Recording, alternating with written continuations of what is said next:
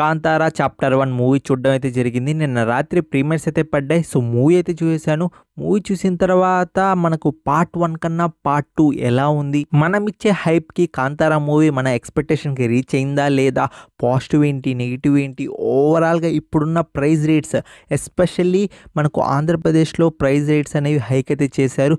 So movie చూడదగిందా లేదా అనేది వచ్చి క్లియర్ కట్గా అయితే తెలుసుకుందాం. మీలో మా ఛానల్ ఎవరైనా సబ్స్క్రైబ్ చేసుకోకపోతే ఖచ్చితంగా అయితే సబ్స్క్రైబ్ చేసుకోండి. ఇలాంటి కంటెంట్, ఇలాంటి రివ్యూస్ ఇస్తూనే ఉంటాం. ఫస్ట్ థింగ్ ఫస్ట్, మనకు వచ్చేసి ఆ వరల్డ్ బిల్డింగ్ ఉంది కదా, ఆ వరల్డ్ బిల్డింగ్ని ఈ మూవీలో కరెక్ట్గా వచ్చేసి సెటప్ అయితే చేశారు. మనకు స్టార్టింగే మనకు ఆ వరల్డ్ని అయితే చూపిస్తారు, తెగలను అయితే చూపిస్తారు. ఆ రెండు తెగలను వచ్చేసి మనకు క్లియర్గా అయితే చూపిస్తారు. ఆల్మోస్ట్ ఒక 10 or 20 minutes వచ్చేసి మనకు ఎక్సలెంట్గా సినిమా అయితే వెళ్తూ ఉంటుంది. మనకు స్టార్టింగ్లోనే మనకు స్టోరీ అనేది అర్థమైపోతుంది. సో కాంతారాలో మనకు ఎందుకు వెళ్ళకూడదు అండ్ కాంతారాలో మన రాజు చేసిన మిస్టేక్ ఏంటి, సో ఇదంతా మీకు స్టార్టింగ్లోనే అర్థమైపోతుంది. సో క్లారిటీ వచ్చేస్తుంది ఇది ఏ స్టోరీ అని. రిషబ్ శెట్టి గారు యాజ్ ఎ డైరెక్టర్ ఒక మంచి లొకేషన్ వచ్చేసి తీసుకున్నారు. అంటే రియల్ లొకేషన్స్లో షూట్ చేసి ఆ నేచర్ వాల్యూని వచ్చేసి తీసుకుని వచ్చేసారు. ఆ వాటర్ ఫాల్స్ కానీ అండ్ ఫారెస్ట్లో మనకు ఫైట్ సీన్స్ కానీ అండ్ మనకు ప్రతిదీ ఆల్మోస్ట్ న్యాచురల్గా అయితే అనిపిస్తుంది.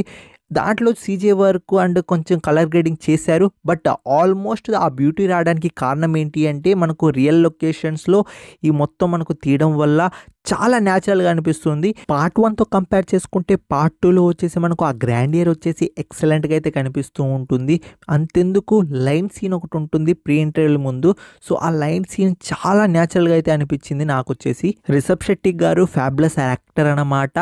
మెయిన్ పిల్లర్ వచ్చేసి ఈ మూవీలో ఆయనే అనమాట. ఎందుకంటున్నానంటే మీరు ఫస్ట్ హాఫ్లో ఆయన యాక్టింగ్ చూడండి, ఆయన పర్ఫార్మెన్స్ చూడండి, కామెడీ కూడా జనరేట్ చేస్తున్నారు. సెకండ్ హాఫ్లో ఒక్కసారిగా తన చేంజ్ ఓవర్ ఉంటుంది చూసుకోండి. ఎస్పెషల్లీ మనకు క్లైమాక్స్లో తన యాక్టింగ్ ఉంటుంది చూసుకోండి. పార్ట్ 1 ఉంది కదా, పార్ట్ 1లో కన్నా పార్ట్ 2లో తన యాక్టింగ్ చూసి నేను భయపడిపోయాను. ఏంట్రా బాబు ఈ మాదిరి యాక్టింగ్ చేస్తున్నారు, ఒక గూస్ బంప్ మూమెంట్ అయితే వచ్చింది నాకు వచ్చేసి.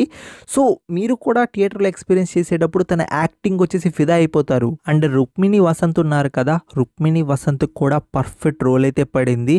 అంటే అలా ఇలా పెట్టలేదు, క్యారెక్టర్ వచ్చేసి ఒక పర్పస్ మీద పెట్టారు. అండ్ తన క్యారెక్టర్కి మంచి రోల్ కూడా ఉంది. ఇంకా మ్యూజిక్ విషయానికి వస్తే మాత్రం మ్యూజిక్ వచ్చేసి వండర్ఫుల్ అన్నమాట.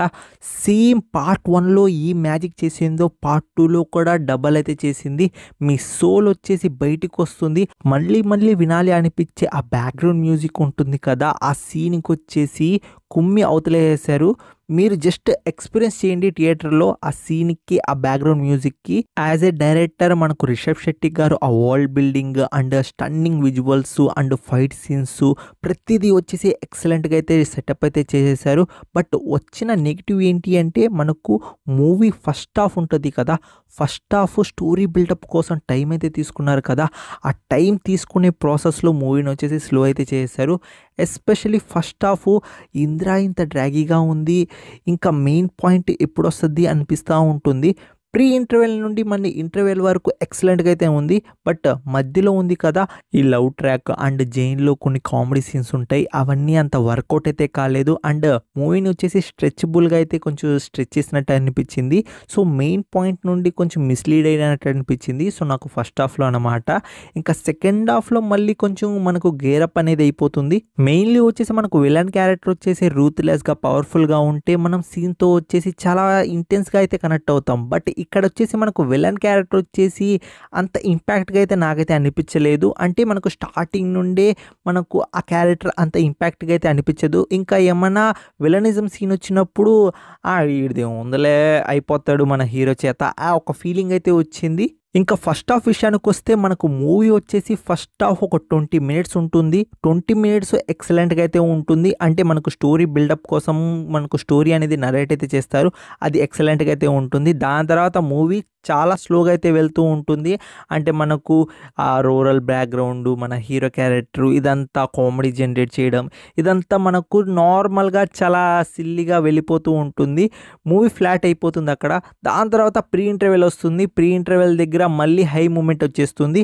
ఇంకా అక్కడ నుండి మూవీ అనేది గేరప్ పట్టేసుకుంటుంది. ఇంకా సెకండ్ హాఫ్లో వెళ్తుంది. సెకండ్ హాఫ్లో కూడా చాలా ఇంట్రెస్టింగ్ ఎలిమెంట్స్ అయితే ఉంటాయి, కొన్ని ట్విస్టులు ఉంటాయి, లాస్ట్ క్లైమాక్స్ ఉంటుంది. లాస్ట్ క్లైమాక్స్ అయితే చెప్పుకోదగింది కాదు, గూస్ బంప్ మూమెంట్ అనమాట. మూవీ చూసేటప్పుడు నాకు అనిపించిన పాయింట్స్ మొత్తం మీ ముందు క్లియర్గా అయితే పెట్టేశాను. బట్ అయినా కానీ ఫటాఫట్గా పాజిటివ్ నెగిటివ్ కూడా తెలిసేసుకుందాం. ఎందుకంటున్నానంటే నేను మొత్తం మూవీ చూసేటప్పుడు నా ఎక్స్పీరియన్స్ చెప్పాను, బట్ పాజిటివ్ నెగిటివ్ అయితే చెప్పలేదు.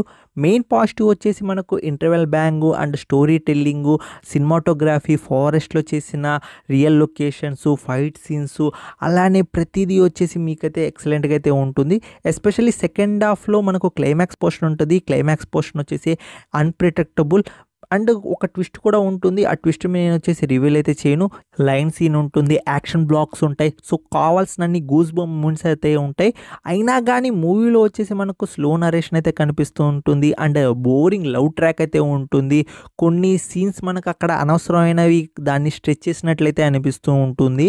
సో మూవీ ఓవరాల్గా మీకైతే ఖచ్చితంగా వండర్ఫుల్ మూవీనే. బట్ అయినా కానీ కొన్ని దగ్గర మాత్రం స్లో ఫేస్గా అయితే మూవీ అయితే వెళ్తూ ఉంటుంది అండ్ కొన్ని దగ్గర వచ్చేసి నాకు అంత కనెక్ట్ అయితే కాలేదు. కొన్ని సీన్స్ వచ్చేసి ఎమోషన్ పరంగా అండ్ కొన్ని సీన్స్ని కనెక్ట్ చేయడానికి ట్రై చేశారు, అది కూడా అసలుకి కనెక్ట్ చేయడానికి ట్రై చేశారు. అక్కడ అంత ఫోర్స్ఫుల్గా కనెక్ట్ చేసినంత అవసరం కూడా లేదనిపించింది. నార్మల్గా సాదాసీదాగా ఉండనించిన పోయిండేది, బట్ అక్కడ ఫోర్స్ఫుల్గా కనెక్ట్ చేయడానికి ట్రై చేశారు, అది క్లియర్గా కనిపిస్తుంది. ఇదంతా కాదన్నా కాంతారా 1 కన్నా కాంతారా 2 బాగుందా లేదా అంటే డెఫినెట్లీ కాంతారా 1 లాగానే మనకు కాంతారా 2 కూడా ఉంటుంది.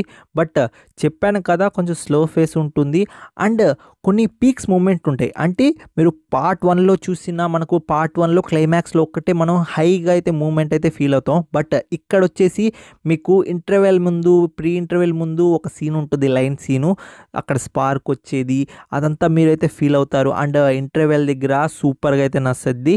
అండ్ దాని తర్వాత మీకు లాస్ట్ క్లైమాక్స్ ఉంటుంది చూసుకోండి. క్లైమాక్స్లో మన హీరో వచ్చేసి కోడి మెడించినట్టు ఇంచేస్తాడు, అది హైలైట్. నేను ఇంకా కొంచెం పెద్దది ఎక్స్పెక్ట్ చేశాను. బట్ అంతే కదా, ఇప్పుడు గాడ్కి ఇది ఎవడైనా వెళ్ళాడంటే ఒక్క షాట్కి లేపేస్తాడు.